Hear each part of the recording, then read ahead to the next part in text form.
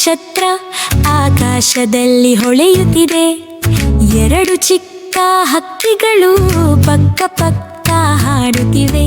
ಮೂರು ದೊಡ್ಡ ಚೆಂಡುಗಳು ಜಿಗಿದು ಜಿಗಿದು ಆಡುತ್ತಿವೆ.